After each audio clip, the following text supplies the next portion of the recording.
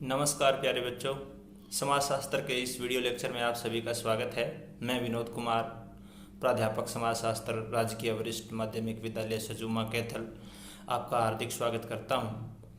आज के इस वीडियो लेक्चर में हम 3 महत्वपूर्ण अवधारणाओं की चर्चा करेंगे जो समाज में व्याप्त है और समाज के लिए आवश्यक हैं।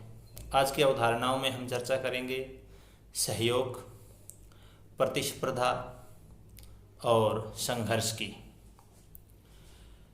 जैसा कि आप जानते हैं, समाज में विभिन्न प्रकार की परिघटनाएं हमारे आसपास घटित होती रहती है। हम इन तीनों ही शब्दों से भली भांति परिचित हैं। हम आमतौर पर यह सुनते हैं कि हमें एक दूसरे का सहयोग करना चाहिए। कक्षा में अध्यापक हमें कहते हैं कि एक दूसरे छात्र के साथ हमें प्रतिस्पर्धा करनी चाहिए, और कई बार हम संघर्ष के बारे में भी सुनते या पढ़ते हैं। आज हम इनके समाजशास्त्रीय दृष्टिकोण की व्याख्या करना चाहेंगे। सबसे पहले हम बात करते हैं सहयोग की। सहयोग क्या है? सहयोग की परिभाषा देते हुए ग्रीन महोदय, प्रोफेसर ग्रीन एक विद्वान का नाम है, ग्रीन ये कहते हैं कि सहयोग 2 या 2 से अधिक व्यक्तियों द्वारा किसी इच्छित लक्ष्य की प्राप्ति के लिए किया जाने वाला यत्न है।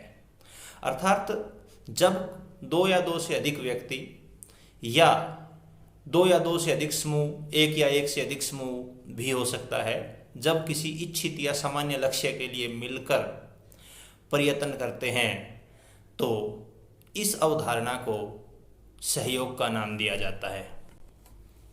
एक और विद्वान हैं किंग्सले डेविस। किंग्सले डेविस का ये कहना है कि एक सहयोगी समूह वह समूह है जो किसी ऐसे लक्ष्य को प्राप्त करने के लिए मिलजुल कर प्रयास करता है जिस लक्ष्य की प्राप्ति सभी चाहते हैं। तो कुल मिलाकर के सहयोग जो है वो 2 या 2 से अधिक व्यक्तियों के द्वारा एक सामान्य उद्देश्य की पूर्ति हेतु मिलजुल कर किया जाने वाला प्रयत्न है। अब बात करते हैं, सहयोग जो है वो 2 व्यक्तियों के बीच में हो सकता है, 2 राज्यों के बीच में हो सकता है, 2 समूहों के बीच में हो सकता है, किन्हीं 2 इकाइयों के बीच में सहयोग हो सकता है, या 2 से अधिक इकाइयां भी मिलकर एक दूसरे के साथ सहयोगात्मक रवैया अपनाते हुए कार्य कर सकती है। बात इस बात की करते हैं कि समाज में सहयोग के उत्पन्न होने के कारण क्या है, किन वजह से, किन कारणों से समाज में सहयोग की उत्पत्ति हुई, या किन कारणों की वजह से समाज में सहयोग आवश्यक है। सहयोग की आवश्यकता की यदि हम बात करें तो, यदि हम व्यक्तिगत दृष्टि से बात करें तो सहयोग जो है वो मनुष्य की व्यक्तिगत मनोवैज्ञानिक आवश्यकता है। मानव अकेला नहीं रह सकता। जब कोई मनुष्य अकेला रहता है तो उसे सामान्य नहीं माना जा सकता। अर्थात मानव में मिलजुल कर रहने की प्रवृत्ति है, और यही प्रवृत्ति धीरे धीरे सहयोग का रूप ले लेती है। बच्चा जब पैदा होता है तो पैदा होने से लेकर के जब भी उसका सामाजिक विकास होता है, उसमें भिन्न भिन्न प्रकार की भावनाएं, प्रेम, ईर्ष्या, घृणा, सहयोग, धर्म, कर्म इत्यादि सामाजिक भावनाएं उसमें पैदा होती रहती है, और उन्हीं मनोवैज्ञानिक आवश्यकताओं के फलस्वरूप वह दूसरों के साथ मिलजुल कर रहना शुरू करता है। तो ये सहयोग जो है वो एक मनोवैज्ञानिक आवश्यकता के रूप में भी मनुष्य के साथ रहता है। इसके बाद जो है वो है सामाजिक आवश्यकता। सामाजिक आवश्यकता, मनुष्य अपनी किसी न किसी आवश्यकता के लिए, अपनी ज़रूरतों की पूर्ति के लिए दूसरे पर निर्भर है। कोई भी मनुष्य अपने आप को आत्मनिर्भर नहीं कह सकता। आप लोग जानते होंगे, उदाहरण के तौर पे हम सभी लोग अपने मित्रों से, सगे संबंधियों से, रिश्तेदारों से या पड़ोसियों से समय समय पर सहायता लेते हैं और समय आने पर उनकी सहायता करते भी हैं। ये एक प्रकार से सहयोग का ही रूप है। तो सहयोग जो है वो व्यक्तिगत तौर पे यदि देखा जाए तो मनुष्य की मनोवैज्ञानिक आवश्यकता है, और सामाजिक तौर पे एक सामाजिक आवश्यकता भी है। अब बात करते हैं सहयोग के कार्यों की। सहयोग के क्या कार्य हो सकते हैं? समाज में सहयोग जो है वो एक महत्वपूर्ण भूमिका निभाता है सामाजिक प्रगति में। जिस समाज में सहयोग की कमी पाई जाती है उस समाज की प्रगति बाधित होती है। यह बात व्यक्तिगत स्तर पर भी लागू होती है और सामाजिक स्तर पर भी लागू होती है। दूसरा, कार्य में सुविधा। जब व्यक्ति किसी कार्य को एक दूसरे के सहयोग से करता है तो उसे उस कार्य को करने में सुगमता महसूस होती है, सरल कार्य लगता है। जैसा कि हम सभी जानते हैं कि कोई भी एक ऐसा व्यक्ति हर किसी कार्य में निपुण नहीं हो सकता। उसे कार्य के विभिन्न पक्षों में कुछ न कुछ समस्याएं आती रहती है और उन समस्याओं के निदान हेतु उसे दूसरों का सहयोग लेना भी पड़ता है और देना भी पड़ता है। और सहयोग से जटिल जो कार्य है वह भी सरल प्रतीत होता है। एकता की भावना का विकास सहयोग के द्वारा होता है, यह भी सहयोग का एक कार्य है। जब हम किसी का सहयोग करते हैं या सहयोग करते हुए हम किसी एक निश्चित लक्ष्य की तरफ बढ़ते हैं तो जो कार्य है वो हमें एक इकाई के रूप में दिखाई देता है।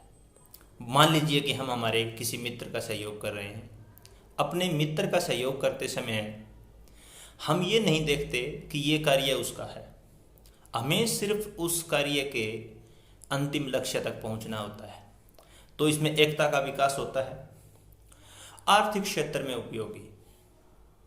आर्थिक क्षेत्र में आजकल आप देखते हैं कि अर्थव्यवस्था में, बैंकिंग क्षेत्र में, व्यवसाय में, या यूँ कहें कि शिक्षा के क्षेत्र में भी, या कोई भी ऐसा क्षेत्र नहीं है जहाँ सहयोग की आवश्यकता ना हो। सभी क्षेत्रों में उपयोगी कहूँगा। आर्थिक क्षेत्र में भी सहयोग की अपनी उपयोगिता है। जहाँ संपूर्ण कार्य विभिन्न इकाइयों के रूप में बांटा जाता है। आप किसी बैंक की कार्य प्रणाली को देखिए या किसी कार्यालय की कार्य प्रणाली को देखिए, किस प्रकार से एक श्रृंखला के रूप में कार्य होता है। पहले किसी अमुक व्यक्ति के पास जाकर के आप काम करवाते हैं, वहाँ से वह कार्य का एक चरण पूरा होने के बाद वो दूसरे चरण पे जाता है, फिर तीसरे चरण पे जाता है और अंततः वो कार्य समाप्त होता है। तो ये आर्थिक क्षेत्र के साथ साथ सभी क्षेत्रों में भी लाभदायक है। सहयोग का एक और कार्य है कि जब व्यक्ति सहयोग करता है तो उसके ज्ञान में वृद्धि होती है। जैसा कि हम पहले भी चर्चा कर चुके हैं कि कोई भी व्यक्ति किसी कार्य के हर क्षेत्र में निपुण नहीं हो सकता, और जब हर क्षेत्र में निपुण नहीं हो सकता तो उसे अपनी निपुणता का एक क्षेत्र विशेष चुनना होता है। और क्षेत्र विशेष में जब वो अपना योगदान तो दे देता है, लेकिन फिर भी यदि कार्य पूर्ण नहीं होता तो उसे किसी दूसरे के सहयोग की आवश्यकता पड़ती है। और जब दूसरे का सहयोग वो लेता है तो वो स्वयं भी कुछ सीखता है और स्वयं दूसरे किसी व्यक्ति को सिखाता है। तो इस प्रकार से ये सीखने और सिखाने की प्रक्रिया जो है वो व्यक्ति के ज्ञान में वृद्धि करती है। तो इस प्रकार हम कह सकते हैं कि सहयोग जो है वो ज्ञान में वृद्धि करने वाली एक प्रक्रिया भी है। सहयोग ज्ञान में वृद्धि करने के साथ साथ व्यक्ति के व्यक्तित्व का विकास भी करती है।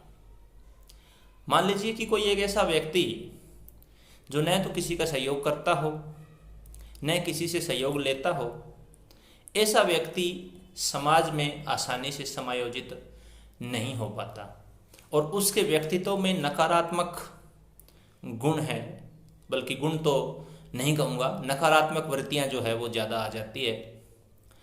तो इस प्रकार से सहयोग जो है वो व्यक्ति के व्यक्तित्व के विकास के लिए भी आवश्यक है।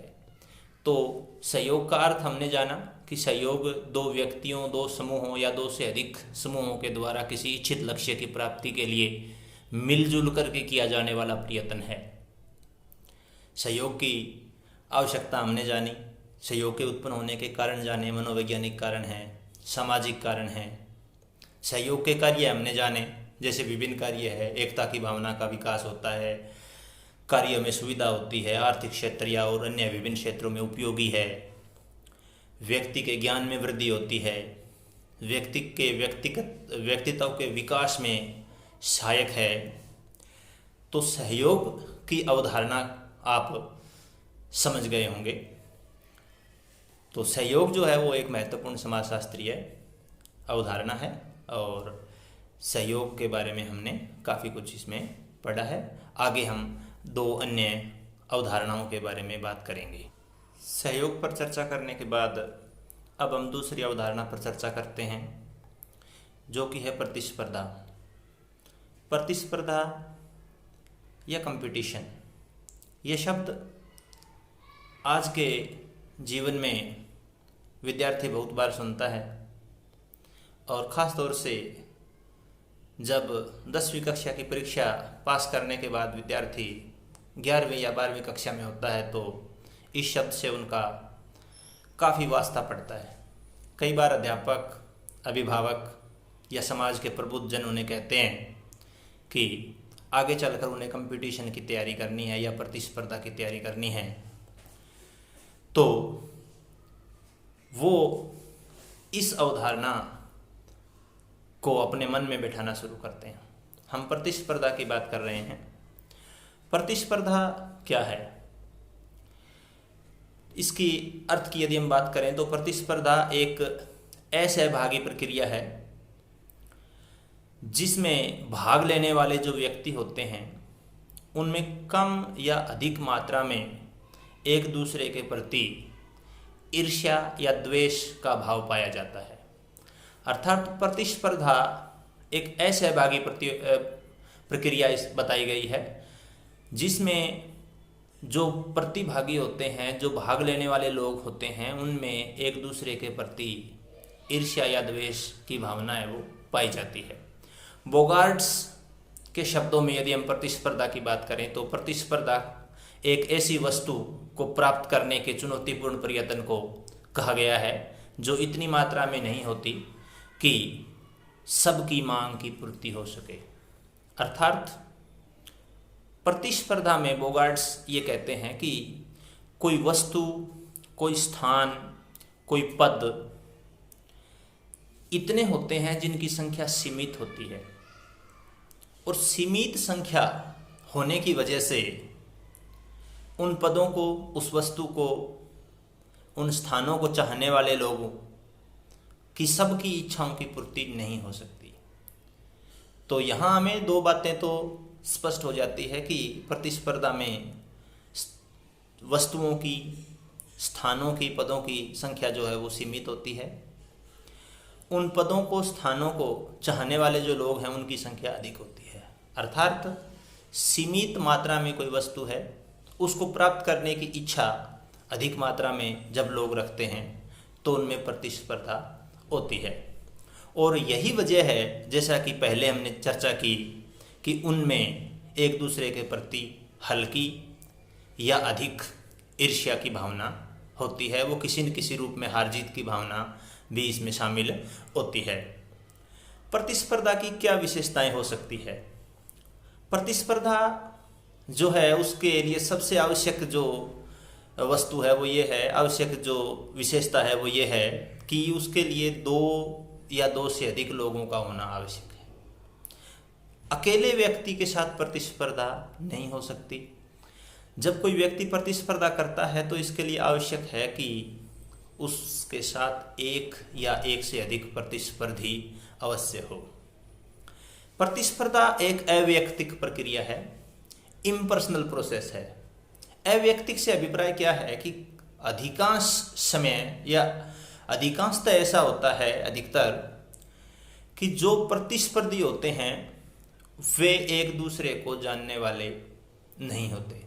जैसे कि उदाहरण के तौर पे जब प्रतियोगी परीक्षाओं के उम्मीदवार होते हैं, जैसे आईएएस के लिए या राज्य सिविल सर्विसेज के लिए या किसी अन्य अधीनस्थ सेवा के लिए लाखों की संख्या में प्रतिस्पर्धी बैठते हैं, कंपटीशन करने वाले जो लोग हैं वो बैठते हैं, लेकिन वो दूसरे अभ्यर्थियों को जानते हों ऐसा आवश्यक नहीं है। हाँ, हो सकता है कि वे उनमें से कुछ लोगों को व्यक्तिगत रूप से जानते हों।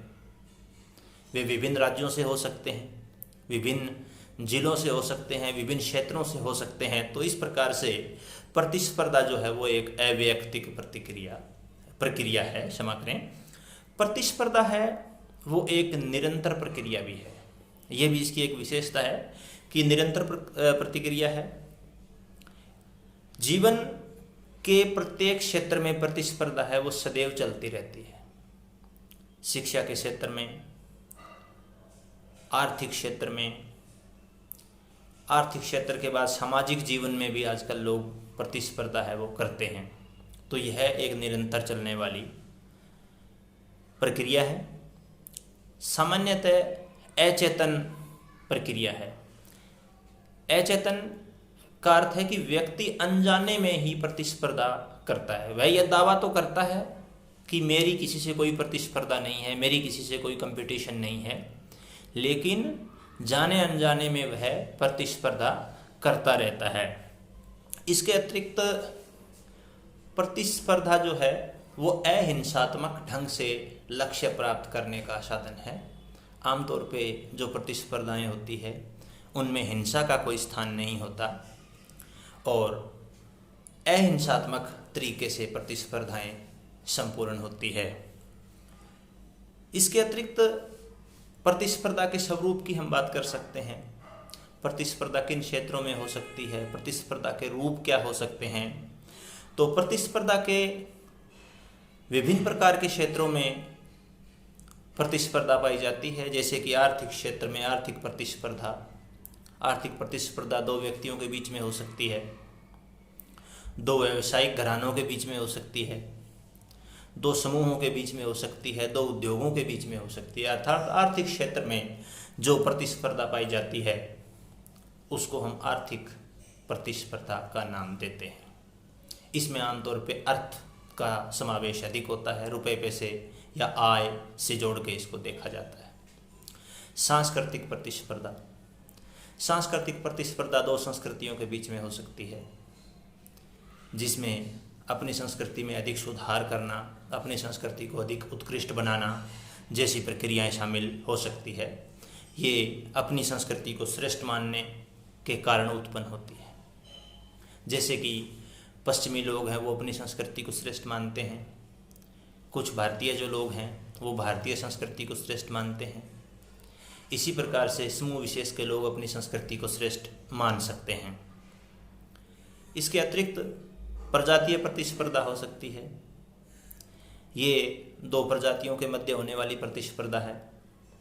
दो प्रजातियां अपने शारीरिक गुणों के आधार पे या किसी अन्य आधार पे एक दूसरे से श्रेष्ठता का दावा कर सकती है या अधिक श्रेष्ठता प्राप्त करने की कोशिश में प्रतिस्पर्धा कर सकती है। सामाजिक प्रतिस्पर्धा होती है। सामाजिक प्रतिस्पर्धा व्यक्ति समाज में अपनी स्थिति को अधिक उच्च बनाने के लिए प्रतिस्पर्धा करता है।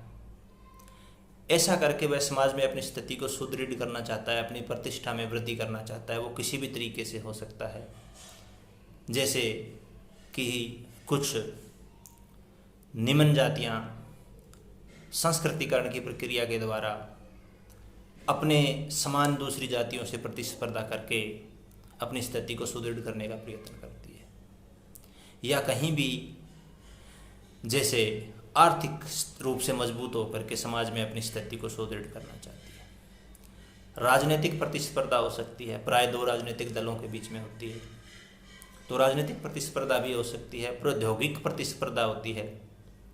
आमतौर पर सूचना और प्रौद्योगिकी के इस युग में जैसे सॉफ्टवेयर वगैरह का जब निर्माण होता है तो आज प्रत्येक देश या प्रत्येक समूह अधिक से अधिक उन्नत प्रौद्योगिकी को प्राप्त करना चाहता है और इसी कड़ी में एक दूसरे से प्रतिस्पर्धाएं करते हैं। इसी प्रकार से भिन्न भिन्न क्षेत्रों में भिन्न भिन्न प्रकार की प्रतिस्पर्धाएं हो सकती है।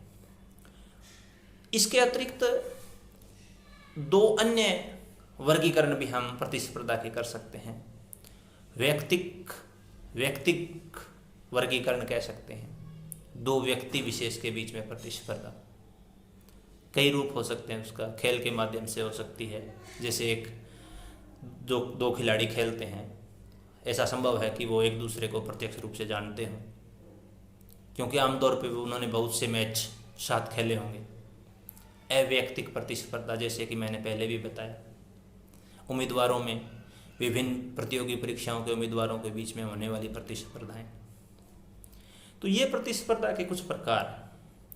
प्रतिस्पर्धा के परिणाम क्या हो सकते हैं? कंपटीशन के परिणाम क्या हो सकते हैं? क्या परिणाम हो सकते हैं? संगठनकारी परिणाम हो सकते हैं। एक तो ये है, जो समाज में कुछ अच्छा योगदान देने वाले परिणाम हों, ऐसे परिणाम हो सकते हैं। संगठनकारी परिणामों में मान लीजिए कि कोई व्यक्ति प्रतिस्पर्धा करके कोई नई प्रौद्योगिकी को विकसित कर लेता है, या अच्छे आर्थिक स्तर को प्राप्त कर लेता है, या समाज में अच्छी स्थिति को प्राप्त कर लेता है, या कोई ऐसी वस्तु या ऐसी स्थिति को प्राप्त कर लेता है जो समाज के लिए उपयोगी है, तो इसे हम प्रतिस्पर्धा का संगठनकारी परिणाम कहेंगे। इसके अतिरिक्त विघटनकारी परिणाम भी प्रतिस्पर्धा के हो सकते हैं। विघटनकारी का अर्थ है कि प्रतिस्पर्धा जब प्रतिस्पर्धा से संघर्ष की तरफ बढ़ने लग जाती है, तो उसमें हर प्रकार के तरीके प्रतिस्पर्धी अपनाने लग जाते हैं। पिछले कुछ समय पहले समाचार पत्रों में हमने देखा था कि कुछ पुलिस की भर्ती के लिए जो नौजवान हैं, वो अपनी शारीरिक शक्ति को बढ़ाने के लिए नशीले या मादक द्रव्यों का प्रयोग करते पाए गए। तो ये एक प्रकार से विघटनकारी परिणाम देने वाली बात थी कि वो अपनी शक्ति को बढ़ाने के लिए अनुचित तरीकों का सहारा लेने लग जाते हैं। प्रतिस्पर्धा, जब कई बार आपने देखा होगा राजनीतिक प्रतिस्पर्धा के लिए भी ओछे हथकंडे अपनाए जाते हैं। तो इस प्रकार की जो प्रतिस्पर्धा है, वो प्रतिस्पर्धा के विघटनकारी परिणामों में सामने आता है। आर्थिक क्षेत्र में भी ऐसा हो सकता है। अधिक से अधिक धन कमाने के लिए जो गैर कानूनी कार्य लोग करते हैं कई बार, तो वो भी विघटनकारी परिणामों के आ सकता है। इसके बाद व्यक्तित्व से संबंधित परिणाम भी सामने आते हैं। जब एक स्वस्थ प्रतिस्पर्धा होती है, बहुत अच्छे तरीके से प्रतिस्पर्धा होती है, एक अच्छी भावना से प्रतिस्पर्धा होती है, तो उस प्रतिस्पर्धा के प्रभाव जो हैं वो व्यक्तित्व पर सकारात्मक पड़ते हैं। व्यक्तित्व का विकास करती है ऐसी प्रतिस्पर्धा। व्यक्तित्व में किसी भी प्रकार का नकारात्मक प्रभाव नहीं डालती ऐसी प्रतिस्पर्धा। लेकिन जब प्रतिस्पर्धा के वशीभूत होकर के प्रतिस्पर्धी कुछ ऐसा कार्य करते हैं जो सही नहीं है, या उसके लिए उन्होंने कोई गैर कानूनी गलत तरीके अपनाए हैं, समाज विरोधी तरीके अपनाए हैं, तो ऐसी स्थिति में ऐसी प्रतिस्पर्धा व्यक्ति के व्यक्तित्व का नकारात्मक विकास करती है, अर्थात नकारात्मक प्रभाव डालती है, और उससे उसके व्यक्तित्व का विकास होने की बजाय व्यक्तित्व का पतन होता है। सामाजिक प्रगति से संबंधित परिणाम भी प्रतिस्पर्धा के होते हैं। जब व्यक्ति अच्छी दिशा में प्रतिस्पर्धा करते हैं, तो उस प्रतिस्पर्धा का समाज को लाभ मिलता है। तो सामाजिक प्रगति से संबंधित परिणाम भी है। तो हमने प्रतिस्पर्धा के बारे में जाना, प्रतिस्पर्धा के प्रकारों के बारे में जाना, और प्रतिस्पर्धा के प्रभावों के बारे में जाना। तो जैसा कि स्पष्ट हम कर चुके हैं कि प्रतिस्पर्धा सीमित वस्तु, सीमित स्थान या सीमित पद, इनके लिए अधिसंख्या लोगों के द्वारा प्रतिस्पर्धा की जाती है। अर्थात जब ज़्यादा संख्या में लोग सीमित वस्तु, पद या स्थान के लिए प्रयत्न करते हैं, तो वो दशा प्रतिस्पर्धा है। प्रतिस्पर्धा आमतौर पर अवैयक्तिक प्रक्रिया होती है। तो ये प्रतिस्पर्धा के बारे में कुछ महत्वपूर्ण बातें थी जो हमने जानी। सहयोग और प्रतिस्पर्धा पर चर्चा करने के बाद हम संघर्ष के बारे में बात करते हैं, जो हमारी तीसरी और महत्वपूर्ण अवधारणा है, संघर्ष। संघर्ष के बारे में हमने काफ़ी सुना होगा। सहयोग और प्रतिस्पर्धा को जहाँ सकारात्मक अवधारणाओं या सकारात्मक प्रक्रियाओं के रूप में देखा जाता है, वहीं संघर्ष को असहभागी और नकारात्मक प्रक्रिया के रूप में देखा जाता है। सामाजिक जीवन में भी संघर्ष देखने को मिलता है। यद्यपि संघर्ष का अधिकांशतः समाज पर बुरा प्रभाव पड़ता है, परंतु कुछ समाजशास्त्री संघर्ष के सकारात्मक प्रभाव की भी चर्चा करते हैं। इस पर भी हम बात करेंगे। संघर्ष के परिभाषा की यदि हम बात करें तो गिलिन और गिलिन महोदय, एक विद्वान हैं गिलिन एंड गिलिन, उनका कहना है कि संघर्ष वह सामाजिक प्रक्रिया है जिसमें व्यक्ति या समूह अपने विरोधी की प्रत्यक्ष तौर पर हिंसा करते हुए या हिंसा की धमकी देते हुए अपने उद्देश्यों की पूर्ति करना चाहता है। और एक और विद्वान है A.W. ग्रीन। तो ग्रीन महोदय ये कहते हैं कि संघर्ष जानबूझकर किया गया वह प्रयत्न है जो दूसरे या दूसरों की इच्छा का विरोध करने और उसमें बाधा पहुंचाने के लिए किया जाता है। तो ग्रीन महोदय ये बात कहते हैं कि जब दूसरों की इच्छाओं को, उनके उद्देश्यों को रोकने के लिए, उनका दमन करने के लिए, उनका विरोध करने के लिए जो प्रक्रिया अपनाई जाती है वो संघर्ष है। और गिलिन महोदय ये कहते हैं कि संघर्ष एक ऐसी प्रक्रिया है जिसमें हिंसा या हिंसा के साधनों का प्रयोग करने की धमकी दे करके अपने उद्देश्य पूरे किए जाते हैं। तो उपरोक्त दोनों विद्वानों की परिभाषाओं का अध्ययन करने के बाद हम इस नतीजे पर पहुंच सकते हैं कि संघर्ष जो है उसमें सामान्यतः अनिवार्य रूप से हिंसा का प्रयोग होता है और आमतौर पर संघर्ष एक ऐसी प्रक्रिया है जो दूसरों के उद्देश्यों में बाधा बनती है। किसी दूसरे व्यक्ति का वह उद्देश्य था और उसमें बाधा बन करके जब कोई व्यक्ति या व्यक्ति समूह अपने उद्देश्य को साधना चाहता है तो ऐसी स्थिति में संघर्ष होता है। संघर्ष एक नकारात्मक प्रक्रिया मानी गई है जिसके समाज में गंभीर परिणाम सामने आते हैं। लेकिन उन परिणामों की चर्चा करने से पहले हम संघर्ष की प्रकृति को जानना चाहेंगे। संघर्ष एक चेतन प्रक्रिया है। चेतन प्रक्रिया से मेरा अभिप्राय है कि जब व्यक्ति संघर्ष में लीन होता है, जब व्यक्ति संघर्ष कर रहा होता है, जब कोई व्यक्ति किसी के साथ संघर्ष में होता है तो वह उस संघर्ष के प्रति सचेत होता है। जबकि प्रतिस्पर्धा में हमने चर्चा की थी कि प्रतिस्पर्धा जो है वो एक अवैयक्तिक और अचेतन प्रक्रिया है, ये चलती रहती है। लेकिन संघर्ष जो है वो एक चेतन प्रक्रिया है। व्यक्ति जानता है और दूसरे व्यक्ति या दूसरे समूह की गतिविधियों का पता लगाते हुए उसी हिसाब से अपनी गतिविधियों की योजना बनाता है और दूसरे समूह की गतिविधियों पर निगाह या दृष्टि भी रखता है। इसके अतिरिक्त संघर्ष जो है वो आमतौर पर एक वैयक्तिक प्रक्रिया है, पर्सनल प्रोसेस है। वैयक्तिक प्रक्रिया से अभिप्राय है कि जब संघर्ष करने वाले जो समूह होते हैं उन समूहों को पता होता है कि उनका संघर्ष किसके साथ है। प्रतिस्पर्धा में हमने इस बात की चर्चा करी थी कि प्रतिस्पर्धा जो है वो अवैयक्तिक प्रक्रिया है। जैसे कि किसी प्रतियोगी परीक्षा में बहुत से छात्रों का एक साथ बैठना और उन्हें दूसरे छात्रों के बारे में पता न होना। लेकिन संघर्ष एक वैयक्तिक प्रक्रिया है। संघर्ष में दूसरे छात्रों का पता होता है। अनिरंतर प्रक्रिया, अनिरंतर प्रक्रिया का अर्थ है कि ये निरंतर प्रक्रिया नहीं है, लगातार चलने वाली प्रक्रिया नहीं है। एक समय के बाद संघर्ष की समाप्ति हो जाती है। उसमें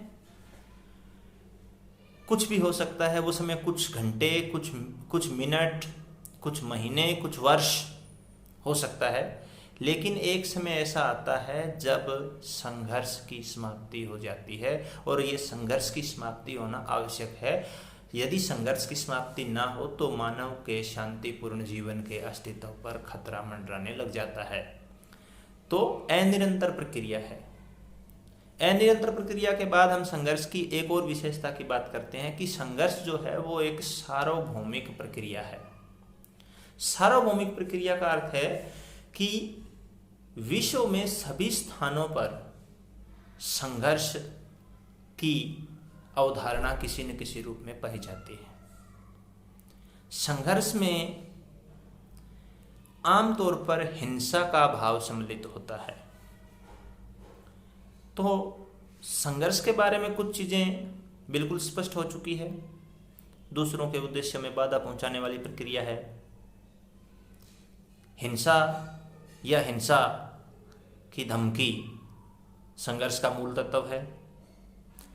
व्यक्तिक प्रक्रिया है, पर्सनल प्रोसेस है, सार्वभौमिक प्रक्रिया है, अनिरंतर चलने वाली प्रक्रिया है और संवेग प्रधान प्रक्रिया है। संवेग प्रधान का अर्थ है कि संघर्ष की उत्पत्ति किसी न किसी मानवीय संवेग से उत्पन्न होती है। जैसे क्रोध हो सकता है, किसी व्यक्ति विशेष के प्रति, किसी समूह विशेष के प्रति ईर्ष्या हो सकती है, या कोई और दूसरा कारण, कोई और दूसरा संवेग है वो हो सकता है। संघर्ष के प्रकार की यदि हम बात करें तो संघर्ष के प्रकारों में व्यक्तिगत संघर्ष हो सकता है। ऐसा व्यक्तिगत ईर्ष्या के फलस्वरूप हो सकता है। एक दूसरे से घृणा करते हैं लोग तो एक दूसरे के साथ गाली गलौज कर सकते हैं, मारपीट पे उतारू हो सकते हैं। तो इस प्रकार से जो उनका व्यक्तिगत संघर्ष है उसकी परिणति में इस बात की समाप्ति होती है। प्रजातीय संघर्ष भी होते हैं। प्रजातीय संघर्ष के अंदर जब दो प्रजातियां एक दूसरे से अपने आप को श्रेष्ठ साबित करने में या एक दूसरे पर आधिपत्य जमाने के उद्देश्य से जब संघर्ष करती है तो वो प्रजातीय संघर्ष कहलाता है। सांप्रदायिक संघर्ष जब दो धार्मिक समूहों में, दो संप्रदायों में अपनी श्रेष्ठता को साबित करने के लिए या किसी भी अन्य बात को लेकर के जब संघर्ष होता है तो उसे हम सांप्रदायिक संघर्ष कहते हैं। इस तरह के संघर्ष भारत में प्राय होते रहे हैं अतीत में, और उनमें बहुत से लोगों की जो है वो जाने गई है। तो भारत के अंदर आमतौर पर हिंदू और मुसलमान संप्रदायों में इस तरह के संघर्ष है वो देखने को मिले। वर्ग संघर्ष की हम बात करते हैं। दो वर्गों के बीच में संघर्ष हो सकता है, जैसे कि कार्ल मार्क्स ने वर्ग संघर्ष की अवधारणा का प्रतिपादन किया। उन्होंने श्रमिक और पूंजीपति दो वर्गों का समाज में अस्तित्व बताते हुए उनके संघर्ष की व्याख्या की है। एक तो वो वर्ग जो उत्पादन के साधनों का स्वामी होता है, और एक जो दूसरा वर्ग है जिसकी वजह से उत्पादन होता है, वो उत्पादन के साधनों का स्वामी नहीं होता, लेकिन उसके बिना उत्पादन संभव नहीं होता। इसी प्रकार से आधुनिक समाज में भी भिन्न भिन्न प्रकार के और भी वर्ग हैं। फैक्ट्री मालिक और श्रमिकों का वर्ग है, अफसरशाही और कर्मचारियों के बीच में वर्ग संघर्ष है। इसी प्रकार से पक्ष और विपक्ष के बीच में भी संघर्ष होता है। तो ये वर्ग संघर्ष के उदाहरण हैं।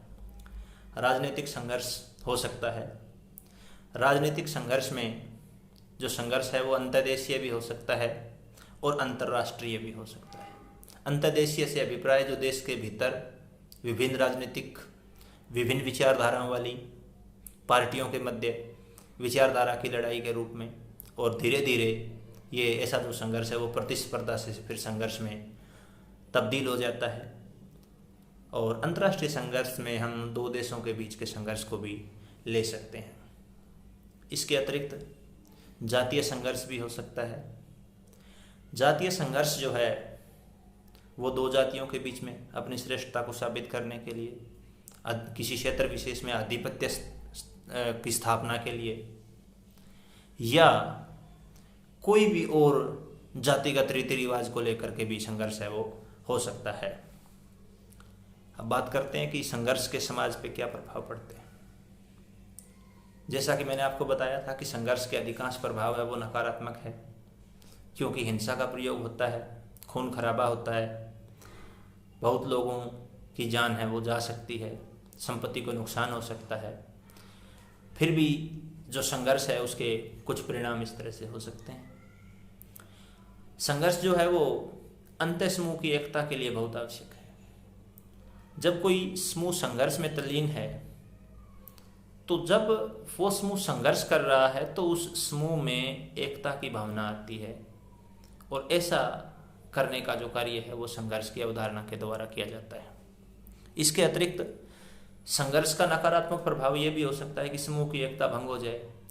निरंतर कोई समूह संघर्ष में है तो हो सकता है कि कुछ लोग उस समूह को छोड़ना पसंद करें।